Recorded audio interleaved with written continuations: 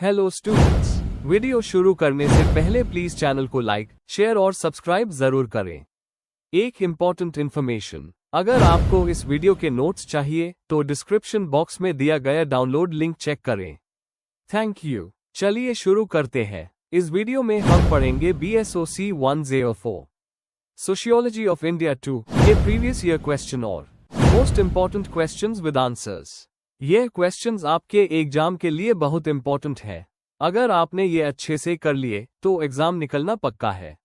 Let's begin. Question 5, examine the nature of women's participation in the Indian freedom movement.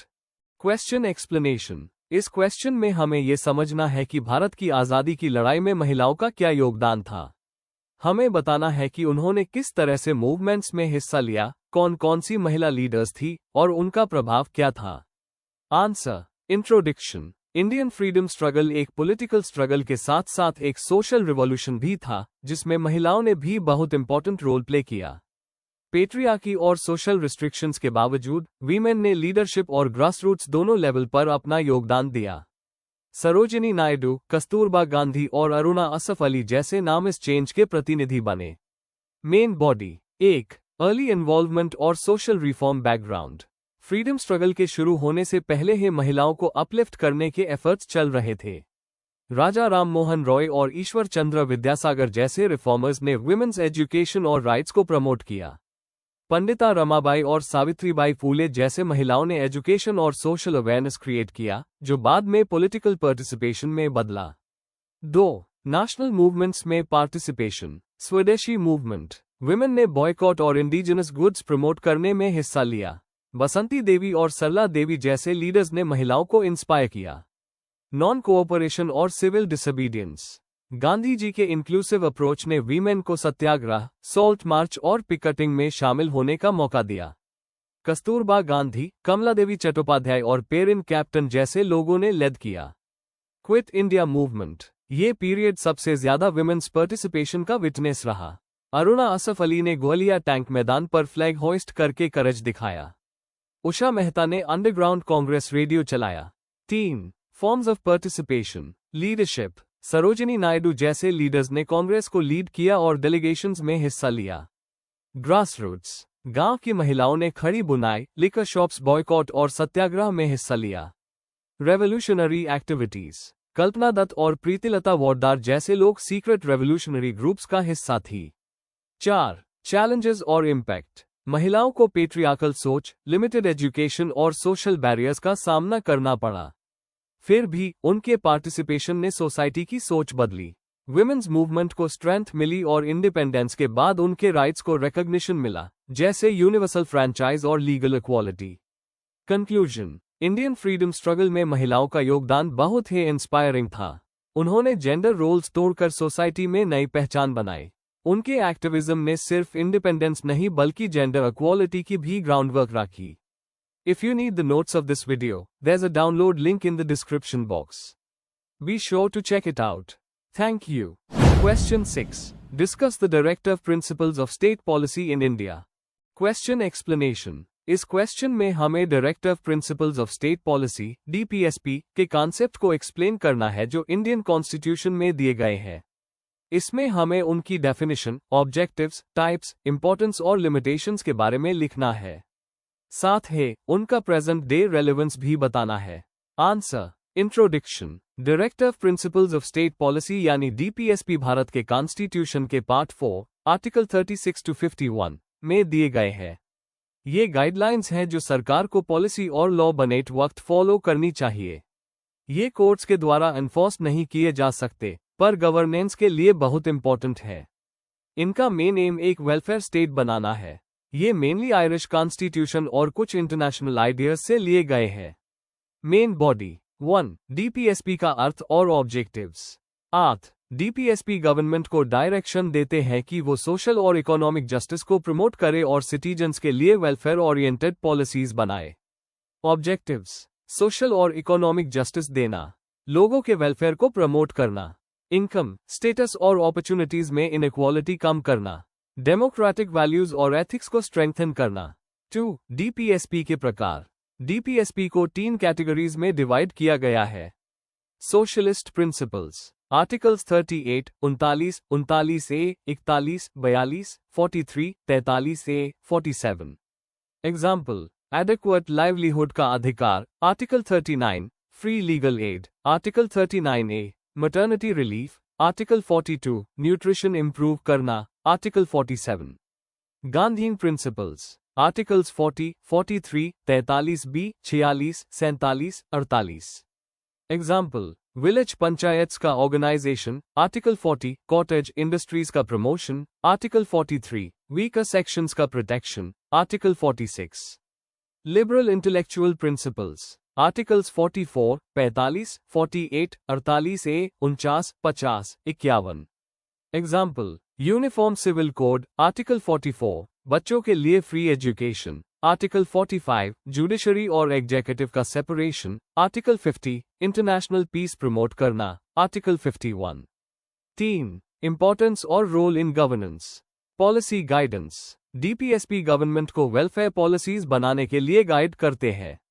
Welfare state का base. ये समाज में equality और waker sections की upliftment को प्रमोट करते हैं.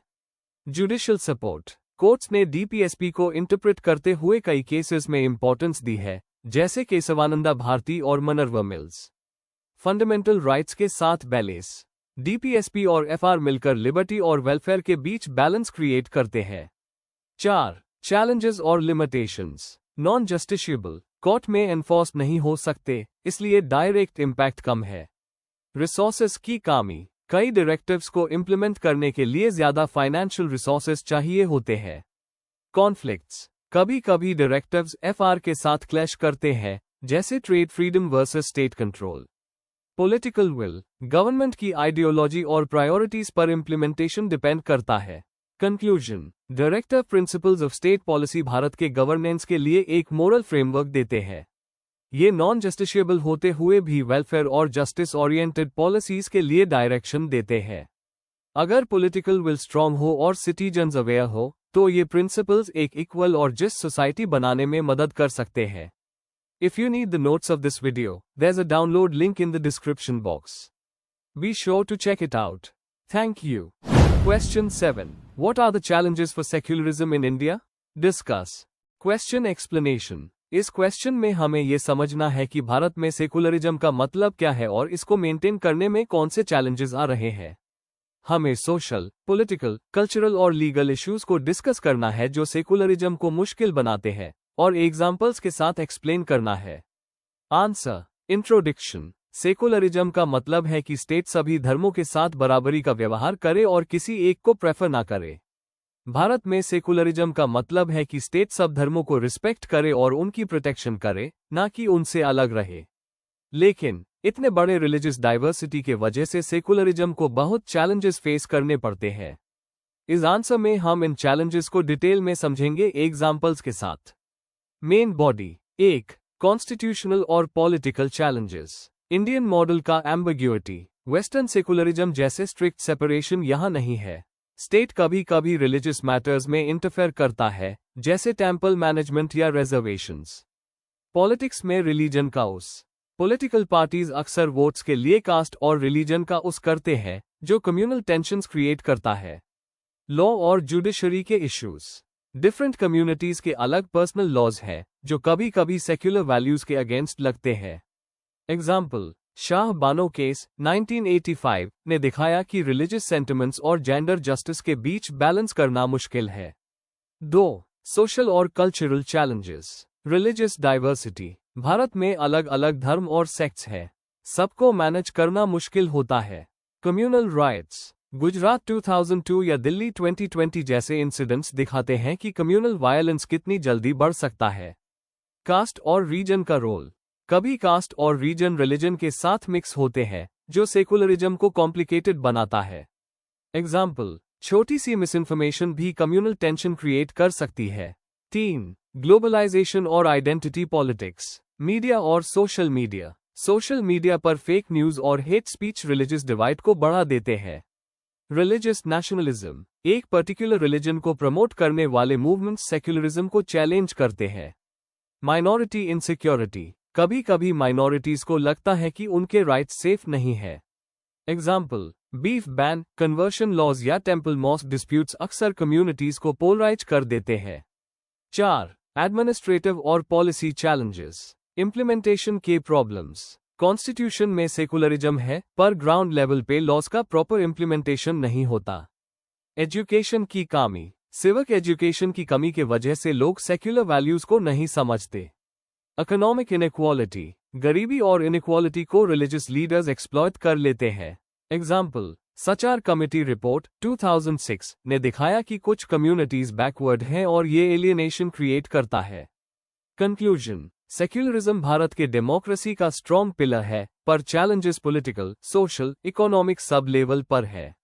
अगर सेकुलरिज्म को मजबूत बनाना है तो इम्पार्शियल गवर्नेंस, एजुकेशन और कम्युनल हार्मनी प्रमोट करना जरूरी है।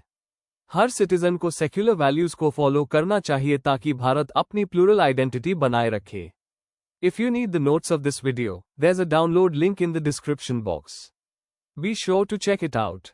Thank you. Question 8. Explain the various approaches to understand ethnic movement.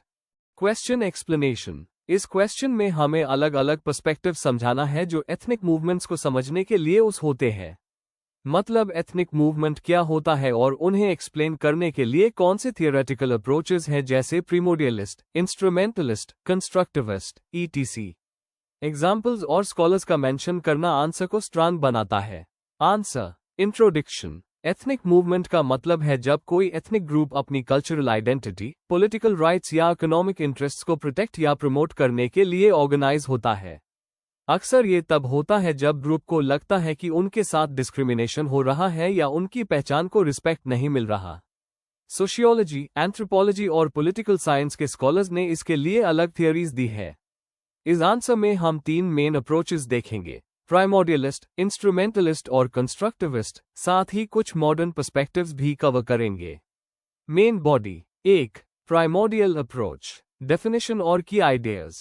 प्राइमोडियलिस्ट approach कहता है कि एथनिसिटी एक डीप कल्चरल और हिस्टोरिकल बॉन्ड है जो लैंग्वेज, कल्चर और एंसेस्ट्री पर बेस्ड होता है।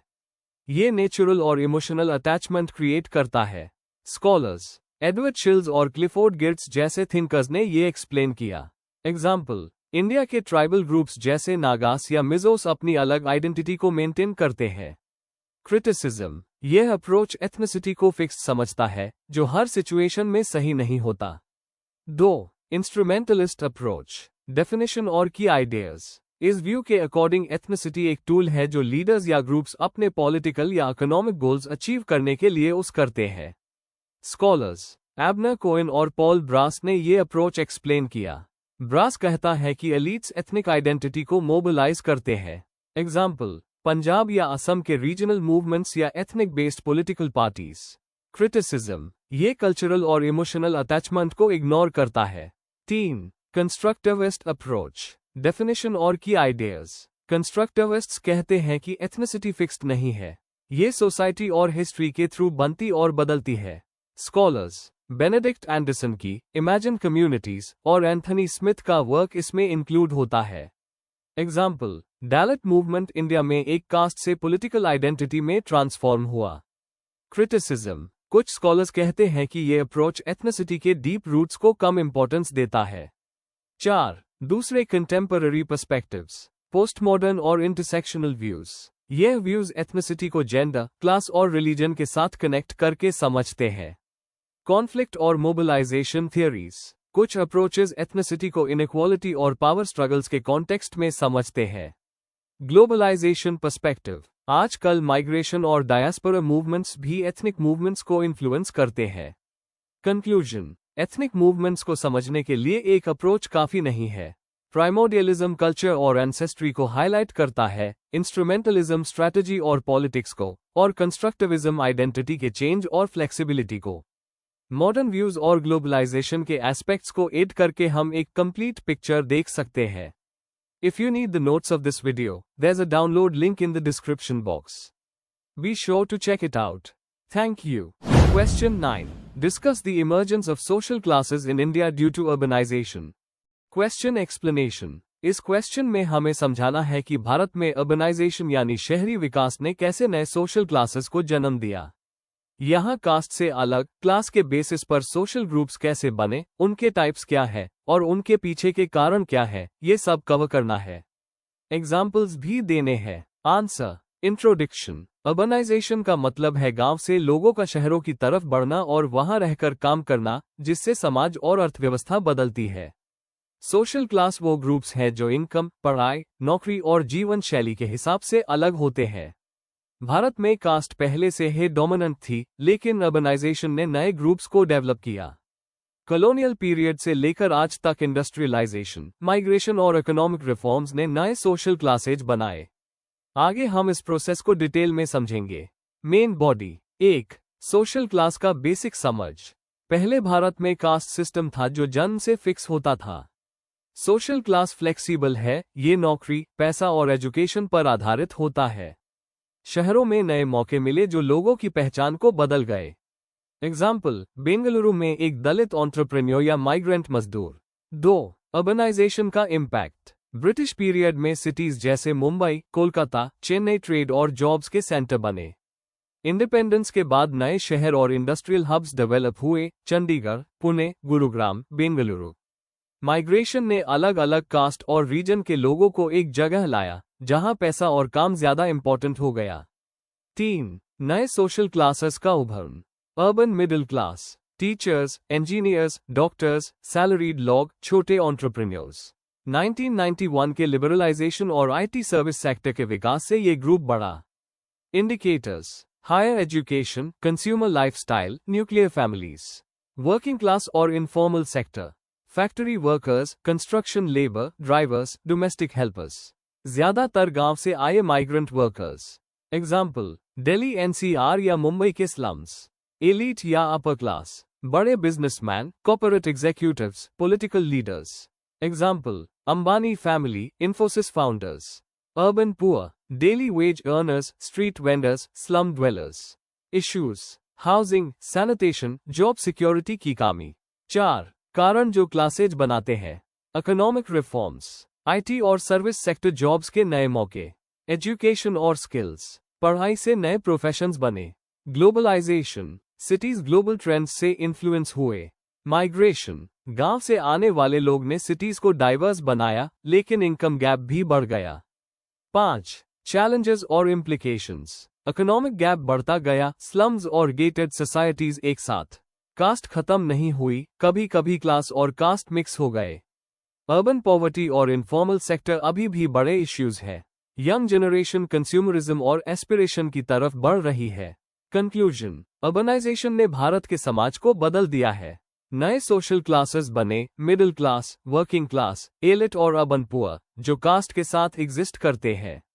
शहरों ने अपॉर्चुनिटीज दी, पर इनइक्वालिटी भी बढ़ी। इन डायनामिक्स को समझना जरूरी है ताकि सही पॉलिसीज बन सके और इंक्लूसिव ग्रोथ हो सके।